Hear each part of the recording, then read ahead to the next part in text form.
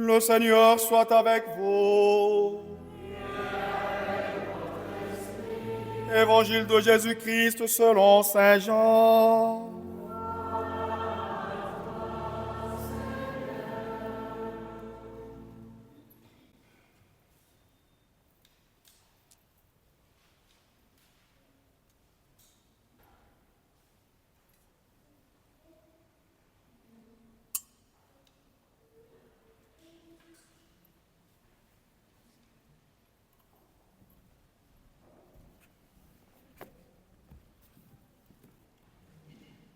En ce temps-là, Jésus disait aux foules des Juifs, « Moi, je suis le pain vivant qui est descendu du ciel. Si quelqu'un mange de ce pain, il vivra éternellement. Le pain que je donnerai, c'est ma chair, donnée pour la vie du monde. » Les Juifs se querellaient entre eux. « Comment celui-là peut-il nous donner sa chair à manger ?» Jésus leur dit alors, « Amen, amen, je vous le dis, si vous ne mangez pas la chair du Fils de l'homme et si vous ne buvez pas son sang, vous n'avez pas la vie en vous. Celui qui mange ma chair et boit mon sang a la vie éternelle, et moi, je le ressusciterai au dernier jour. En effet, ma chair est la vraie nourriture et mon sang est la vraie boisson. Celui qui mange ma chair et boit mon sang demeure en moi et moi, je demeure en lui.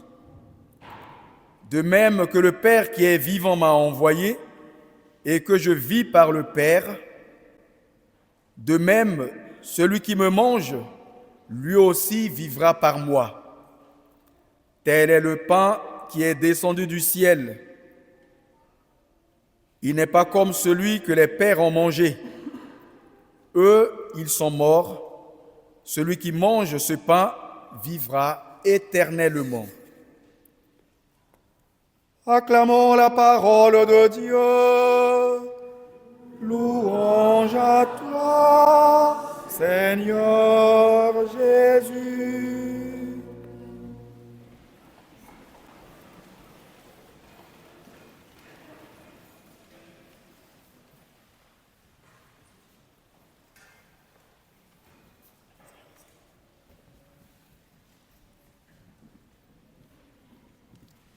Vous allez de l'autre côté.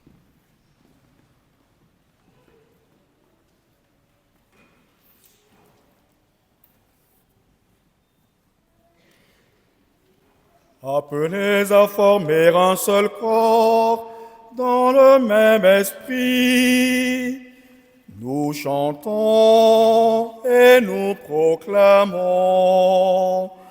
un seul Seigneur, une seule foi, un seul baptême, un seul Dieu et Père.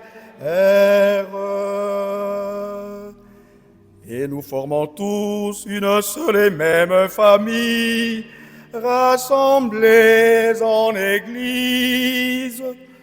Nous chantons et nous proclamons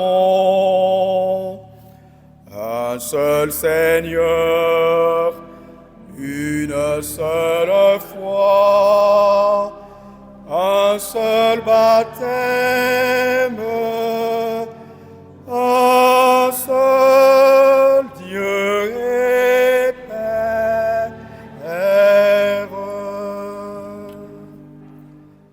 Bon, ce qui m'intéresse aujourd'hui, c'est comment nous formons corps et comment nous accueillons le corps du Christ. Voilà ce qui m'intéresse. Saint Paul, qui est l'auteur de la deuxième lecture d'aujourd'hui, un extrait de sa première lettre aux Corinthiens, montre l'unité du Père, du Fils et du Saint-Esprit et il attire notre attention sur le corps que nous formons. Parce qu'il n'y a qu'un seul corps, celui du Christ. Il n'y a qu'un seul esprit qui nous meut, qui nous fait agir, qui nous fait vivre, qui nous fait proclamer notre foi. Le corps du Christ est un corps glorieux spirituel. Personne ne voit un être humain comme nous se balader, se promener dans la ville, dans les pays, à travers les continents, en déclarant qu'il est le Christ. Personne ne le voit. On est bien d'accord. Mais ce Christ corps est bien vivant, spirituellement vivant, parce qu'on ne le voit pas, mais physiquement vivant par nous. S'il n'y a pas de chrétien, il n'y a pas de corps du Christ. S'il n'y a pas d'homme pour chanter la louange de Dieu, la notion de Dieu n'a aucune valeur, n'a aucun sens. Je ne suis pas en train de dire que l'existence de Dieu dépend de nous. Mais il n'y aura personne pour penser Dieu, pour faire quoi que ce soit au nom de Dieu. Voilà ce que ça veut dire. Il faut bien que nous soyons vivants et que nous concevions ce Dieu et que nous l'accueillions et que nous vivions avec les grâces qu'il donne pour le faire exister dans notre conscience, dans nos milieux, dans nos familles, dans nos pays. Et c'est ce que l'Église fait. L'Église est donc plus qu'un lieu de vie. L'Église est une dynamique. L'Église est vivante. L'Église reçoit et transmet la présence du Christ. C'est l'Église qui nous permet de faire corps. Alors, je ne reste pas longtemps sur cette conception théologique qui est abstraite. Je donne un exemple pour que nos jeunes frères et sœurs qui font leur première communion et tous ceux qui sont très jeunes parmi nous, jeunes spirituellement, c'est-à-dire ceux qui commencent ou ceux qui recommencent, mais jeunes aussi en âge, puissent nous suivre. Vous voyez les enfants, à l'école, quand vous étiez plus petits, et peut-être que vous le faites encore, dans le scoutisme, dans le groupe où il y a des enfants, on invite le groupe à se mettre en cercle, en ronde, d'accord? Se mettre en ronde. Une seule ronde, un seul cercle. Et au sens strict du terme, mathématiquement parlant, quand il y a un membre de ce qui constitue cette ronde ou ce cercle sort, mathématiquement parlant, il n'y a plus de cercle, il n'y a plus de ronde. D'accord? C'est quand tout le monde se met en ronde, parfois en se tenant même les mains, qu'on forme un cercle parfait, on forme une ronde parfaite. Pour montrer l'unité indispensable de l'Église. Le corps que nous formons, c'est ce cercle-là qui met tout le monde sur une même égalité. Ce n'est plus une question d'âge, question de formation, question de mérite. Non, on est tous là en cercle et on se regarde. Quelqu'un qui parle, tout le monde l'écoute et tout le monde le voit. Personne ne se cache. C'est l'identité chrétienne. Et au milieu de ce cercle, même si on ne le voit pas, pour nous, en Église, c'est le Christ. Le Christ avec son commandement d'amour. Nous sommes aimés de Dieu de la même manière, même si certains sont physiquement petits, fragiles, faibles, moins intelligents, forts, très forts, trop forts même, on est tous aimés de la même manière du point de vue de Dieu. Et chacun a son rôle à jouer. Si vous quittez ce cercle, il n'y a plus de cercle.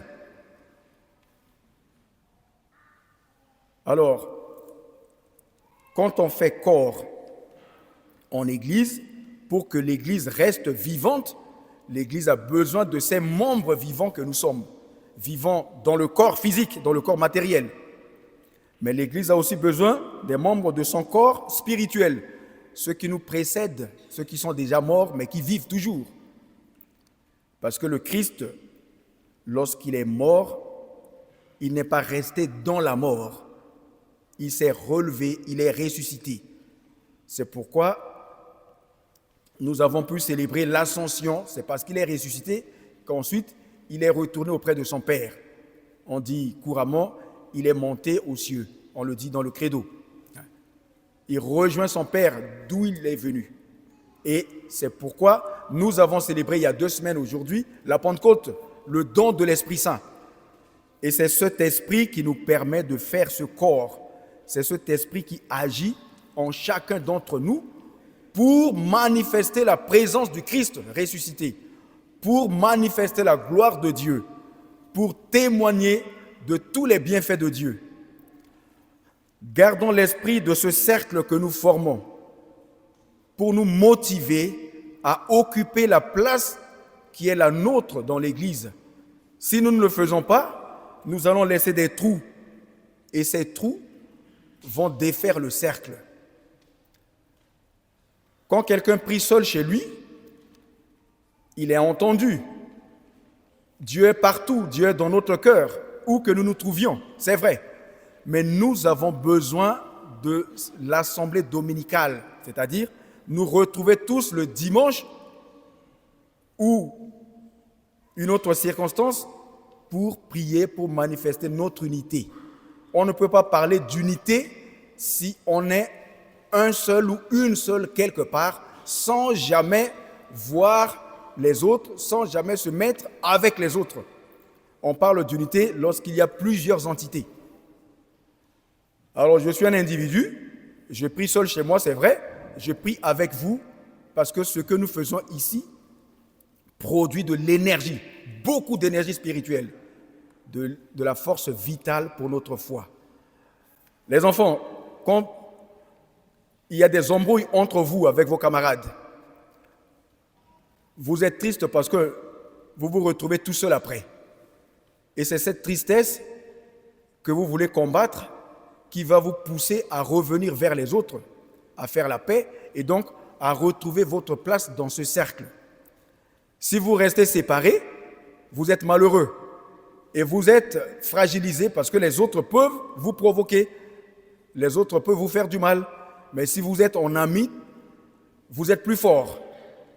Vous comprenez cela? Eh bien, c'est la force que l'Église génère à travers les sacrements. Et quand on est en Église, on n'est jamais seul. On est une famille.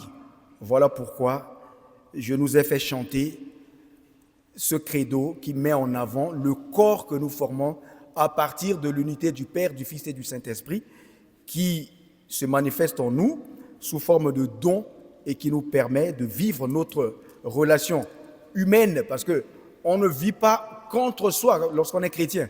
On ouvre ce cercle à la dimension du monde entier et chaque être vivant a sa place dans ce cercle.